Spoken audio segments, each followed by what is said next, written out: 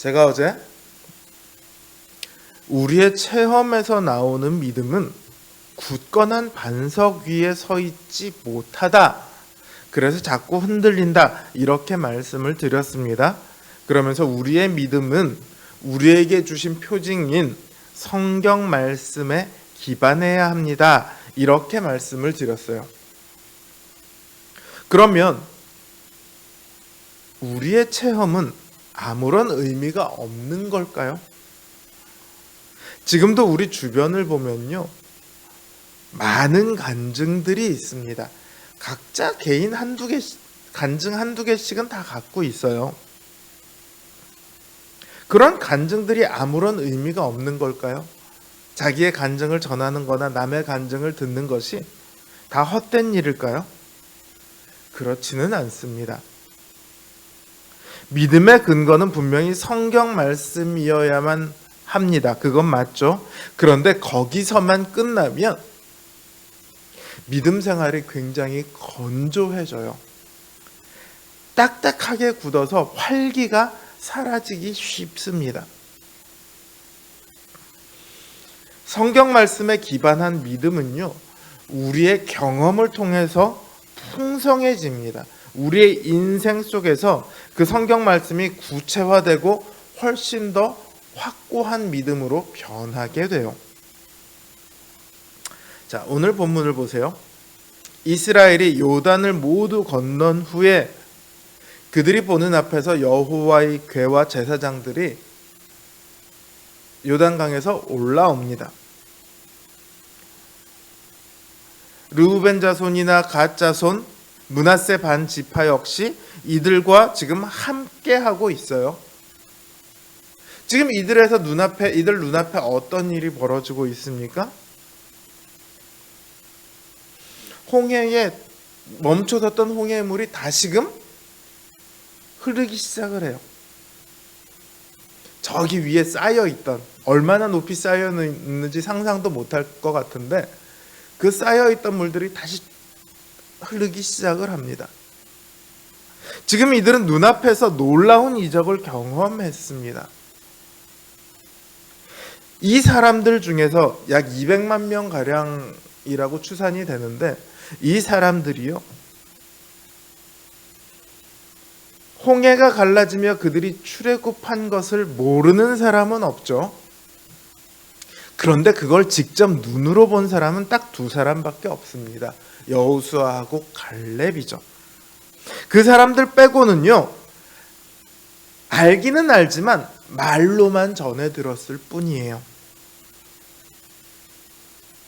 그런데 이제 그들은 요단 강물이 멈춰 서서 쌓이고 마른 땅을 건너는 경험을 했습니다. 그리고 그들이 다 건너고 나서 언약궤를 맨 제사장들이 빠져나오자마자 이 요단 강물이 다시 흐르기 시작하는 것을 보았습니다.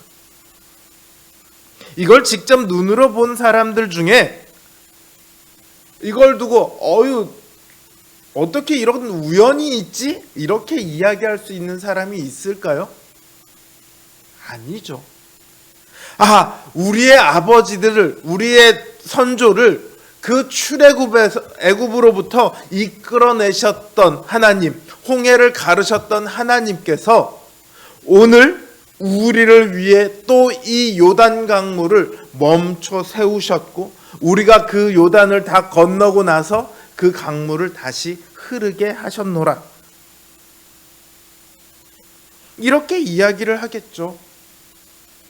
이들은 하나님의 놀라우신 능력과 이적을 경험했습니다. 그리고 이 경험은요, 그들의 이후의 삶을 바꾸어 놓을 것입니다. 그들은 이제 요단을 건너온 만큼 가나안 땅에 들어왔습니다. 이제 뭘 해야 됩니까? 전쟁을 해야 됩니다. 전쟁을 해야 되는데, 오늘 이 요단을 건넌 경험을 가진 사람들이 적들이 두려울까요? 적들이 보니까 너무 키도 크고 덩치도 좋고 무기도 새 거고, 우리랑은 정말 비교도 안 돼. 그 선조들이 했던 것처럼 이런 두려운 마음을 가지고 물러서려 할까요? 그렇지 않죠.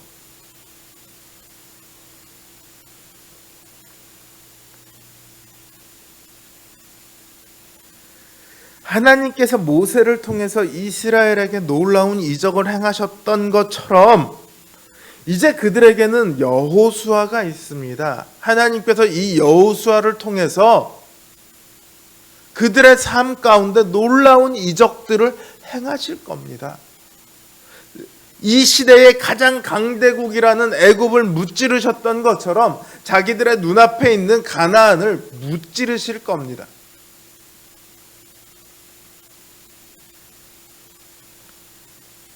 하나님께서 이제 여호수아를 통해 자기들의 인생에, 자기들의 앞길에 놀라운 일들을 펼치실 것임을 그들은 이제 믿고 기대하게 되었어요. 그러니 얼마나 용기가 나겠습니까?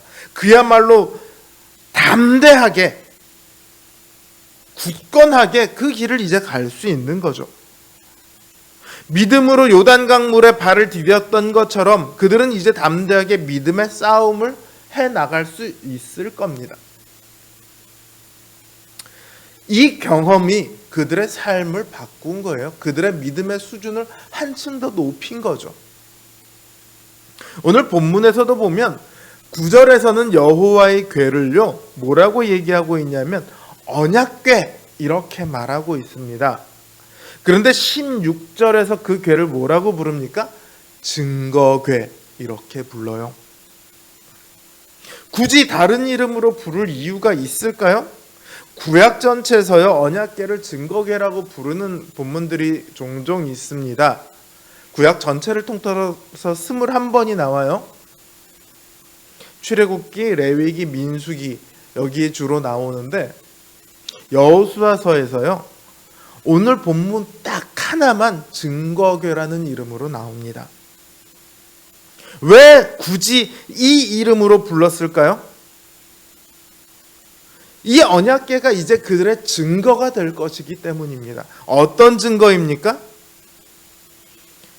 앞으로의 그들의 모든 전쟁 가운데 늘 함께 하시면서 이 요단을 건너게 하신 것처럼 앞으로 가나안 땅을 점령하게 해 주시겠다. 그 증거가 되신다는 거예요. 그래서 증거궤라고 부르는 겁니다. 오늘 우리의 삶 속에도요 증거궤가 있습니다. 예수 그리스도가 우리의 증거궤이십니다.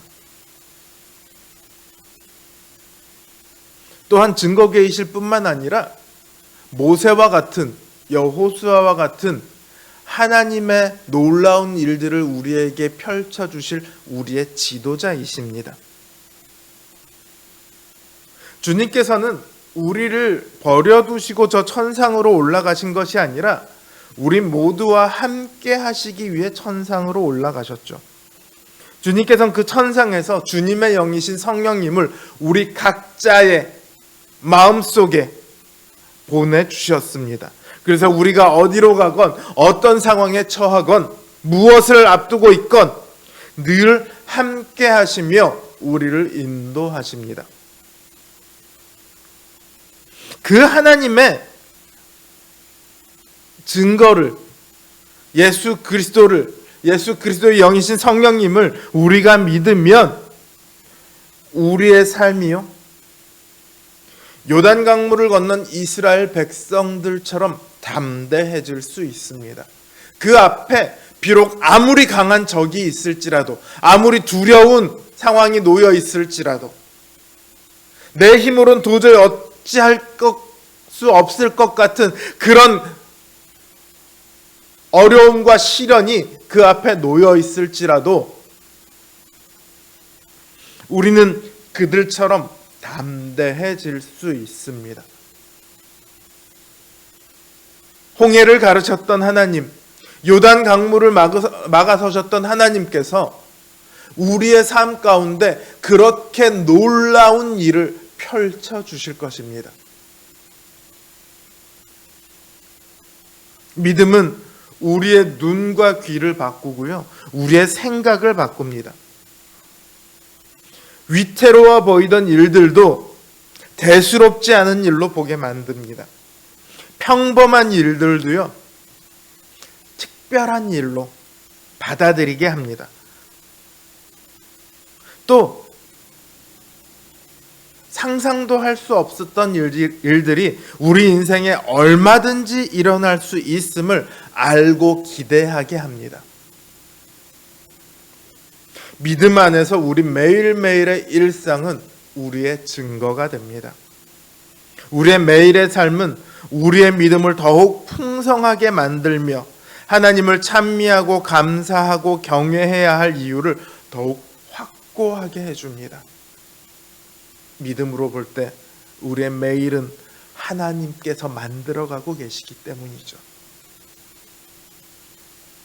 바라기는 우리 성도님들의 매일의 삶이 이 믿음 안에 있기를 원합니다. 그래서 하나님의 인도하심을 체험하고 또 목도하는 은혜의 시간들이 늘 우리 성도님들의 앞에 펼쳐지기를 주님의 이름으로 기원합니다.